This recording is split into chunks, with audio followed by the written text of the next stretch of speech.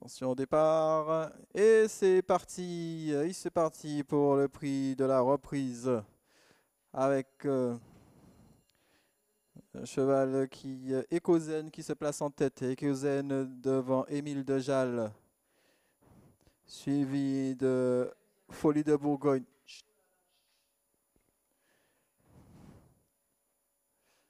Émile Dejal maintenant devant Ecozen, suivi de Cornelius. Cornelius qui s'est placé en troisième position. Ecozen devant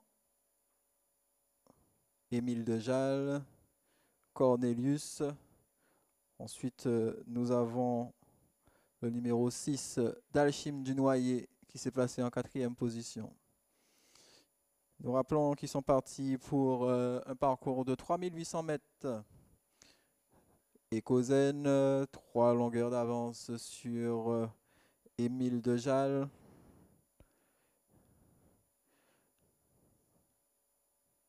Non, pardon, Émile Dejal, 3 longueurs d'avance sur Ecozen, Cornelius. Ensuite, on a Dalchim du Noyer, suivi du numéro 3, Folie de Bourgogne. Le cheval qui ferme la marche, il s'agit du numéro 7, Fiona Maza, accompagné de Forza Moko. Émile Dejal devant Cornelius, Dalchim du Noyer, Ecozen, Folie de Bourgogne, Fiona Maza et Forza Moko. Après quasiment un tour de piste, le rythme est monté d'un petit cran. Toujours Émile Dejal devant Cornelius. À l'extérieur, le numéro 6, Dalchim du Noyer se rapproche à la corde.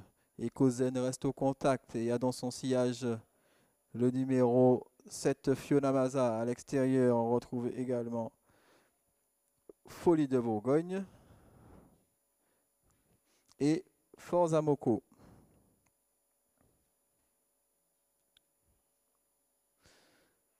C'est dans un petit rythme de sénateur, toujours que Émile Dejal est en tête de peloton, devant Cornelius avec Madame Le Breton qui patiente sagement derrière en deuxième position. En troisième position, on retrouve le numéro 6, Dalchim du Noyer, avec juste derrière Forza Moko qui s'est rapproché.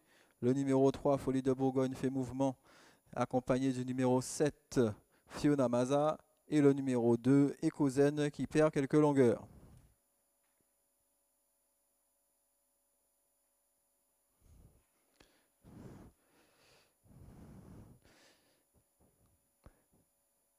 Ça fait mouvement maintenant avec Cornelius, maintenant qui se rapproche, avec Dalchim du Noyer, qui a pris le train en marche. Dalchim du Noyer qui se retrouve en troisième position, avec juste à côté de Émile Dejal.